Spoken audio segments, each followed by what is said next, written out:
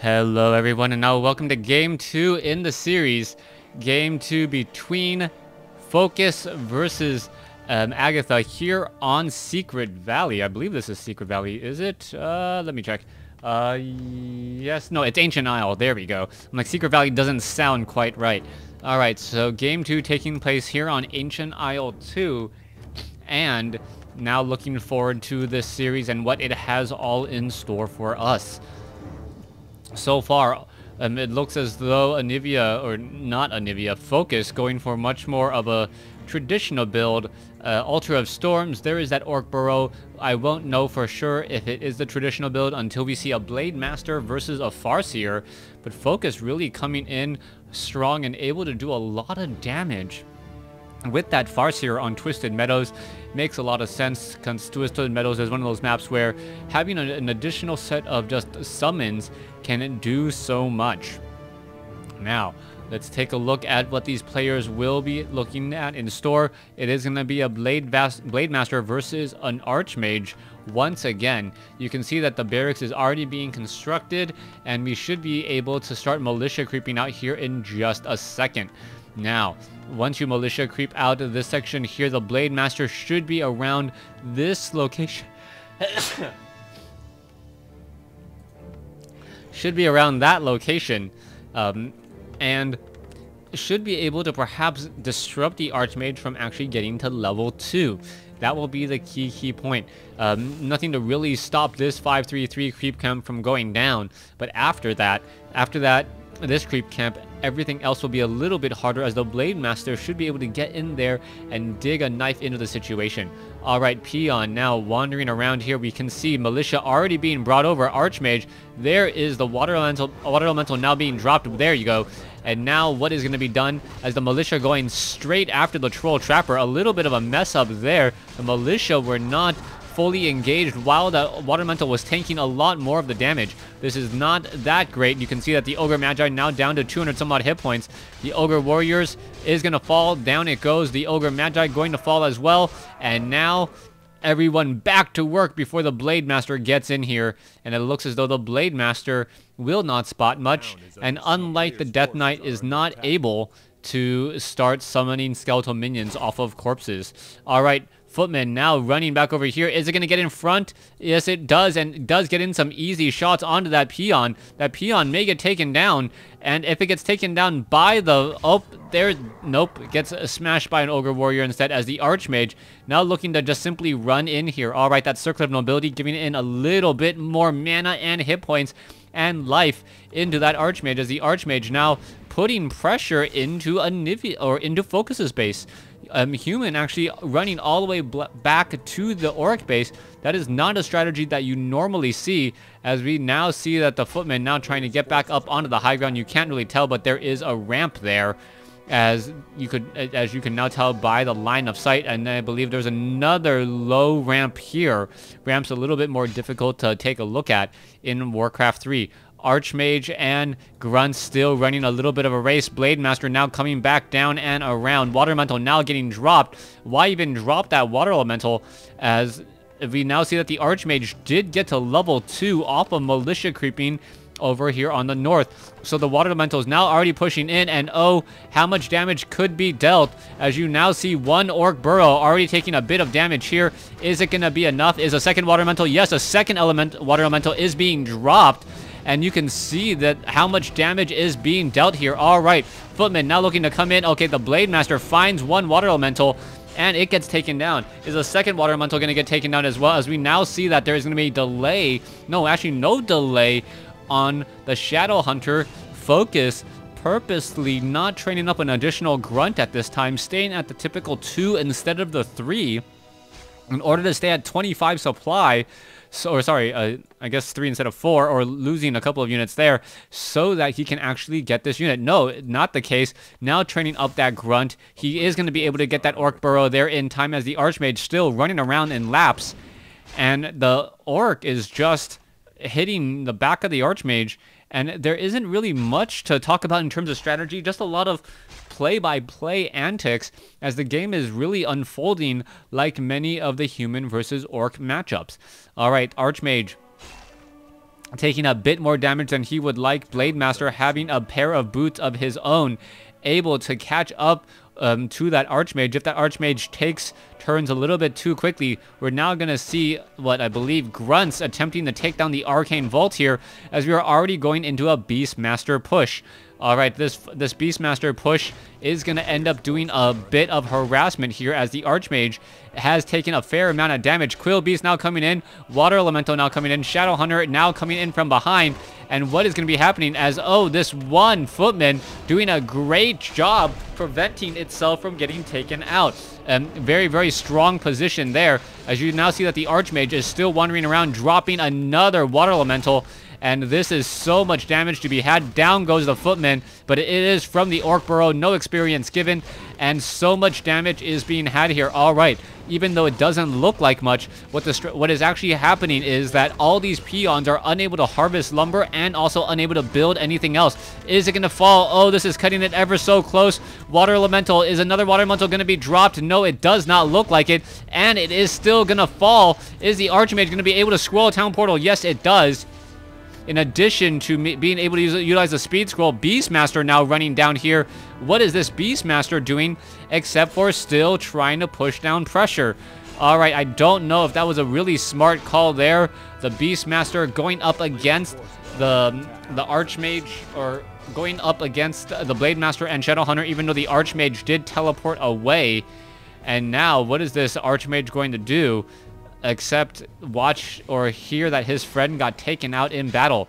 All right, Quill Beast still causing a bit of problems. There is one Hex there, as we now see the Footman will get taken out. Bestiary is now in play as well. The Quill Beast will fall. Blademaster will end up getting to level 2 here, as the Archmage now forcing to run back once more. Militia now being brought over. You can see double Arcane Sanctums. Priest is getting in some healing, as we now see some slow being cast. All right, Grunt taking a bit of damage. Is it going to be enough? That Grunt now down to 400 some odd hit points. Water Elemental catching up to it, and missing its target, as we now see the Blademaster is coming back around. Blademaster does have a critical strike. There is that Windwalk strike there, plus a critical strike, and now we see, what is that? The Shadow Hunter cleaning up. However, focused, even though he has been doing a good job fending off the attacks. Oh, the Beastmaster coming out just the right time. And Water Elemental, oh, the Blademaster is actually revealed. He is slowed here, and the Militia trying to get up in front. This is all very important. The Blademaster, Dust of Appearance revealed. Blademaster now trying to get away. Shadow Hunter now running back. A little bit of back and forth action here on Ancient Isle. And so far, what we're seeing is just a standard play. A nice little trick there. Oh, denying of experience once more. It looks as though the Null Warden will finish off all of these summons here. Blademaster may come off and get in a couple of quick kills, as we now see that the Blademaster is forced to back off again. All right. Are we going to see another Null Warden get taken down, perhaps? Null Overseer, there is another Purge. All right, and doing a great job. Focus really setting up a creep jack here, as we now see a Hex onto, I believe, the Sorceress there. And now the Blademaster is forced to back off again. Beastmaster still engaging, still sitting at level 1. Archmage still sitting at level 2. Claws of Attack +6, increasing the damage on that Archmage,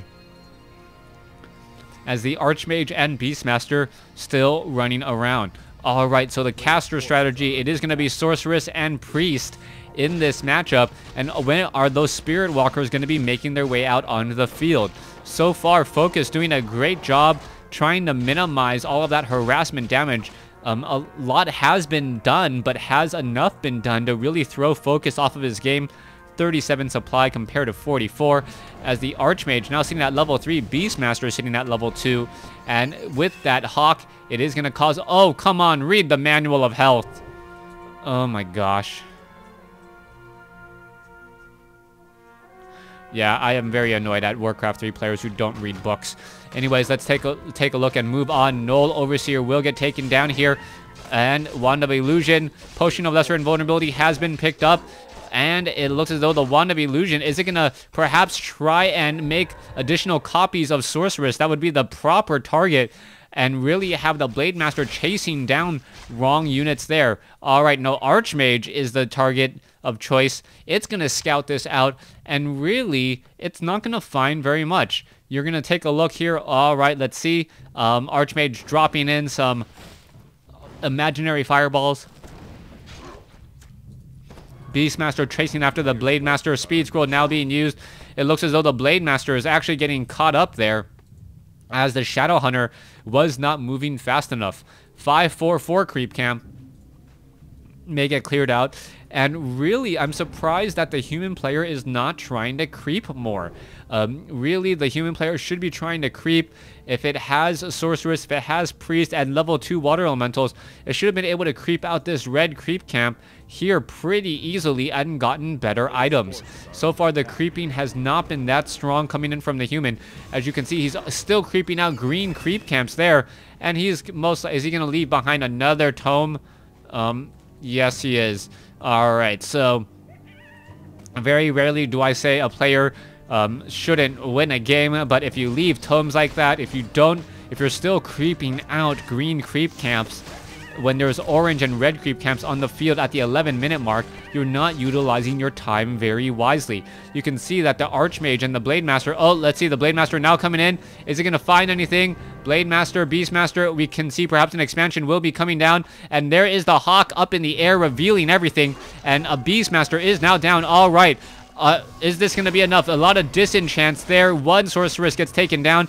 Now chasing after another sorceress. Another round of disenchants coming in. Removing all the slow. But now we do have some summons up in the air. Peasants. Blademaster still has plenty of mana. As we see another disenchant coming in. The peasant getting a very, very smart walk off there. And is it going to be enough? Scroll of healing. Not enough to keep all the units alive. So much slow, so much spirit link. It will be very difficult to focus down any units, as this is just a war of attrition.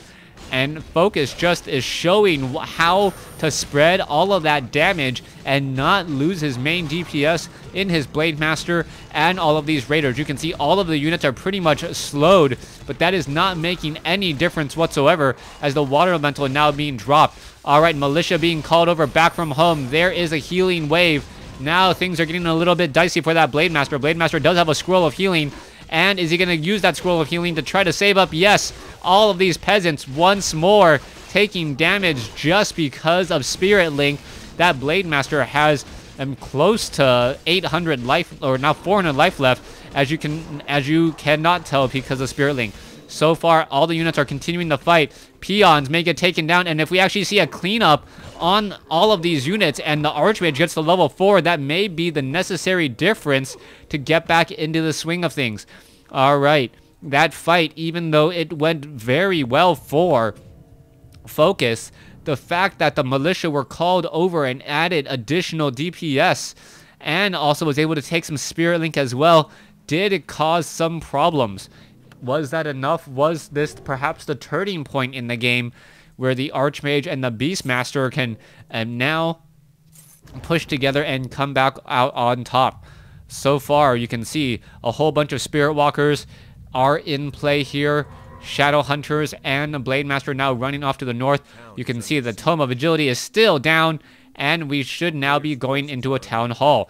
Now, finally creeping out this red creep camp. There is a lot of Sorceress, a lot of Spellbreakers here now attacking. Forest Troll Warlord does not have mana, will not get taken out that quickly. As you can see, this Nightcrawler trying to poison pretty much all of the army. Water Elemental does get taken down. Meanwhile here, Blademaster, Talisman of Evasion. Talk about adding insult to injury. That Blademaster will be near impossible to take out now. But we do have a Book of the Dead. Archmage now with level 2 Brilliance Aura. The caster army just all got a bit stronger. And he leaves behind another Tome of Knowledge. Off to the north, Blademaster of Anivia, or Focus, like Anivia.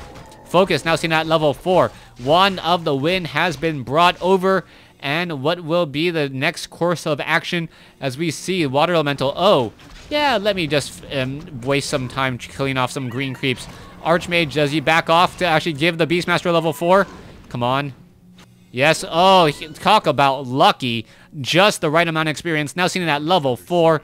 2 level 4 heroes. And now this Hawk in the air will, if it is brought, will have a lot of damage to be dealt, as it does do magic damage. There you go. Now coming in back from around. All right, a beautiful, beautiful disenchant onto all of that, as all the units will be disengaging. All right, one priest does get taken down. Sorceress does dodge just in time, as the water elemental just gonna feed more experience. And at this point, as long as Focus figures out there's an expansion here, it really feels like Focus should take this game. Focus has played a much better game throughout, but we now see invisible summons heading out across the map. Alright, invisible summons, perhaps one of the most annoying tactics that Orc players don't quite know how to deal with. You can see that a Water Elemental and Quill Beast all can deal a lot of damage, and more importantly, that Hawk can deal a lot of damage to these Orc burrows. If the Orc burrows are taken out, then that just causes problems all over the place. Beastmaster now trying to creep out the top right hand side of the map here. Blademaster now will be coming in, and is it going to get spotted? All right, Sorceress, slow. It is going to get taken out pretty quickly. No invisibility to try to save it. It goes down, as a lot of the units are still fighting here. What is going on back over there, as we now see both sides continuing to engage? All right, so low hit point Sorceress will get taken out. Scroll of Town Portal. Blademaster will be able to clean up this creep pretty easily and get some more items. Does at least Focus pick up tomes? Yes, at least Focus picks up tomes, as he now gets a Belt of Giant Strength. However, oh, what is that? You can see a lot of that mining was lost there, as another Hawk does get taken down. So far, this base, I do not believe, has been scouted. Archmage keeping track of everything together. You can see that Focus does have a ward here, but doesn't spot anything else really, as the Blademaster now making its way over once more. All right, as long as that Hawk is nearby. Oh, the Hawk is now in the air. Thunderhawk. And is the Blademaster spotted? Yes, it was just a second ago. There's the there's the unit. There is the Blademaster going to be able to get away in time? That is the question. Thunderhawk, 21 to 25 magic damage, as we see Quill Beast perhaps going to be pressuring the Orc burrows again. All right, Great Hall now being constructed. Focus following up his play. If the human player can destroy this Great Hall, that would be a great move, as the economic advantage would still belong to the human at this point. All right, more casters being added, double spellbreakers being added here, and is this going to be a strong enough play? In just a moment, we'll all figure this out. So far, it looks as though the Quill Beast, nope, unable to take down another Orc burrow, sitting at 58 over 70. And there are Water Elementals and a Quill Beast here. All right, gonna go ahead and try and take down this one poor peasant or peon. That peon taking a bit of damage, and is the rest of the units gonna be making their way over. All right, let's go. Quill Beast, one unit does get taken down. Nice move by the human player, actually making sure that all of the units are separated from each other to not allow one disenchant to take, or two disenchants to take down everything. Back off over here. Are we even at Stronghold? Yes, we are, but we are not at Fortress, hence no Lightning Orb. And with no Lightning Orb, that Blademaster can't really fight back against this caster army nearly as much. That I am surprised about. Level 4 on the Blademaster, not quite level 5. And if the summons do end up winning the game, I really believe it's gonna be because of not being at Fortress. All right, let's take a look. More items being purchased. What, Tome of Retraining? All right, it is going to be some Brilliance Aura and Blizzard now being brought into play. And this is perhaps one of the most questionable moves whenever you're going up against an Orc player. You see these three Raiders here? Yeah, all of them have a stun to stop this Archmage from casting. All right, so as long as the human player is focused and perhaps allows all of the sorceress to originally get ensnared, while that ensnare is on cooldown, then using that one Blizzard, that may actually be enough.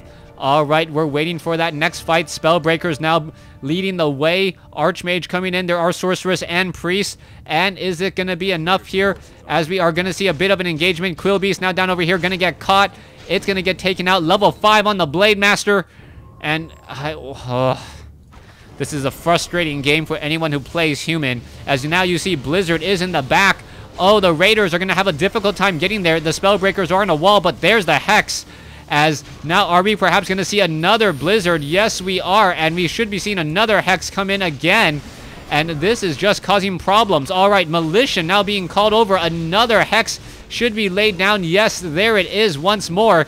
And with the additional DPS of the Militia, this may actually go really strangely. All right, there you go. There's some more Blizzard with so much Hex being used. That means that there is actually less mana for mana heals, and that's going to be a problem, as now a lot of damage was dealt, even though it was 1 or 2 waves. All right, Archmage continuing this push, and with so many Spellbreakers, all the Spirit Link is now cast across all of the casters in the backfield again.